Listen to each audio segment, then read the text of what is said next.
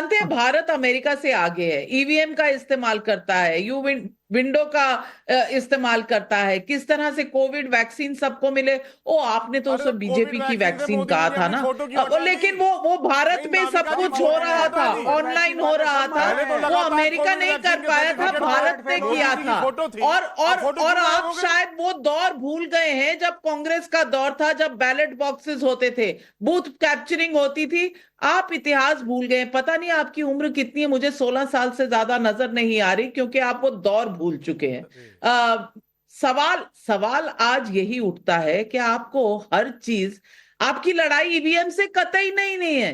कहां है आपकी ईवीएम से लड़ाई? तेलंगाना में आप जीतते हैं, कहीं ईवीएम से लड़ाई होती है? आप अगर जीतते हैं जम्मू कश्मीर में तो कहीं ईवीएम से लड़ाई होती है? नहीं होती। आपकी लड़ाई मोदी से है, क्योंकि अगर मोदी या बीजेपी जीत जाए तब आपके पेट में दर्द होती है। क्यों रोहन गुप्ता, क्या इनकी लड़ाई ईवीएम से है या सिर्फ मोदी तक ही है?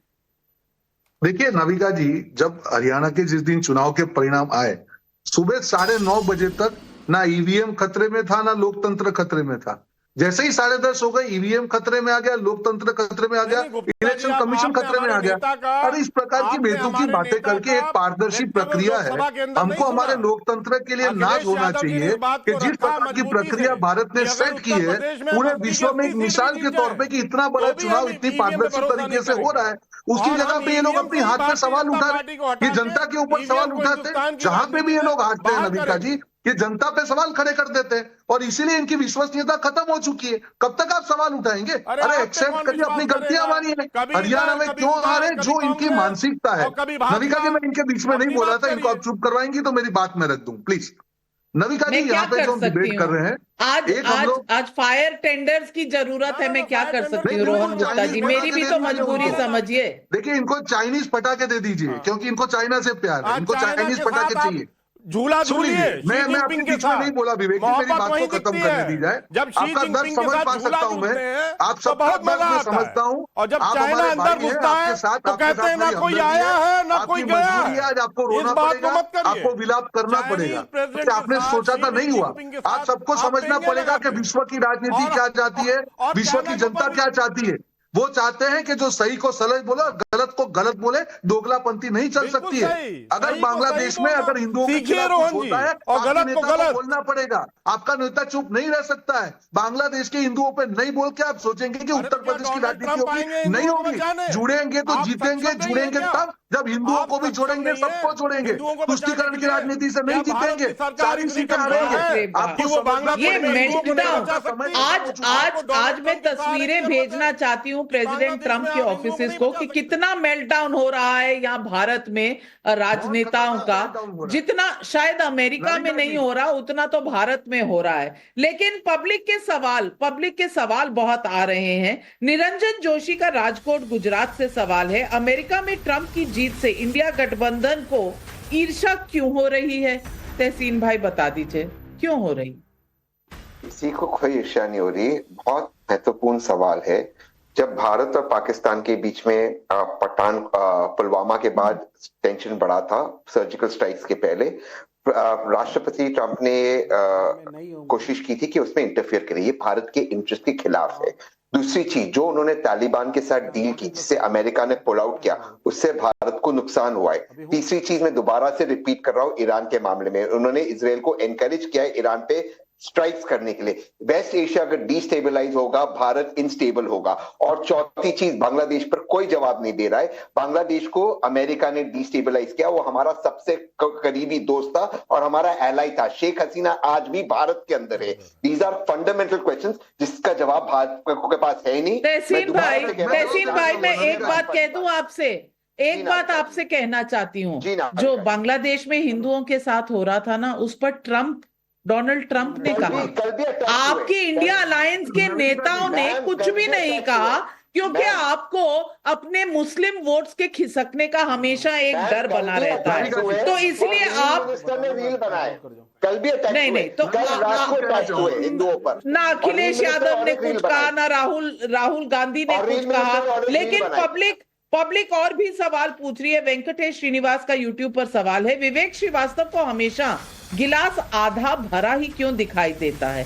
पूरा कब भरेगा विवेक भाई? जनता पूछ रही है। अरे भाई, जब सब अंधकारमय हो रहा है, एक तानाशाह आ गया है, वो दुनिया के अंदर युद्ध कराएगा, इस्लामोफोब है, एक धर्म विशेष से नफरत करता है, तो मैं क्या जलेबी बांटूं? अरे भाई, जब एक चीज खराब है तो खराब है, और ये अमेरिकियों ने गलती करी है, ये रियलाइज करेंगे इस बात को।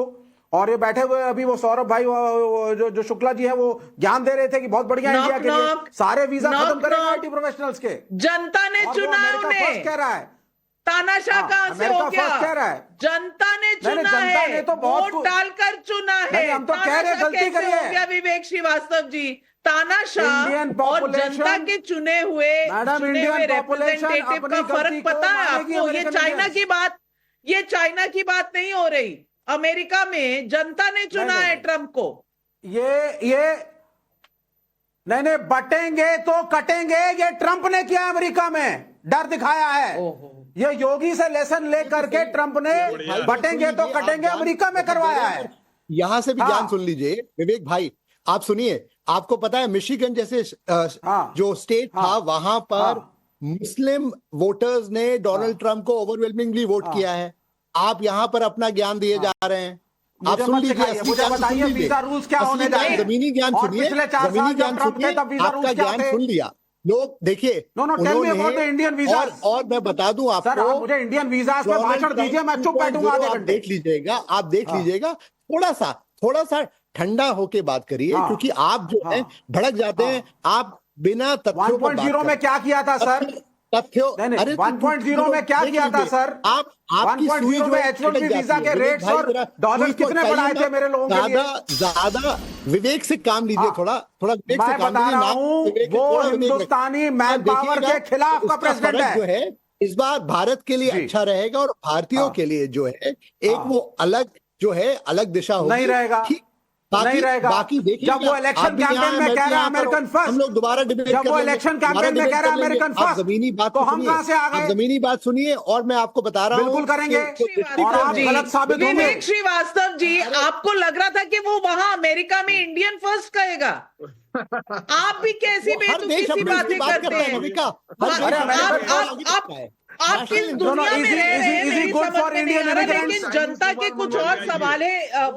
मैं हर्षवर्धन जी आपके पास आ रही हूं। अंजनी कुमार शर्मा का इंदौर से सवाल है, ट्रंप की अमेरिका में जीत और मोदी जी की भारत में जीत ने क्या ये नहीं बता दिया कि लोकतंत्र को खतरे में बताने वालों की हार हुई है? मुकेश चौधरी का जयपुर से सवाल है, ट्रंप की जीत के बाद बीजेपी की खुशी का राज तो सबको पता है, ट्रंप और मोदी की केमिस्ट्री भी पूरी दुनिया के सामने है, पर ये विपक्ष और लेफ्ट लिबरल इकोसिस्टम की निराशा की वजह नहीं पता चल पा रही।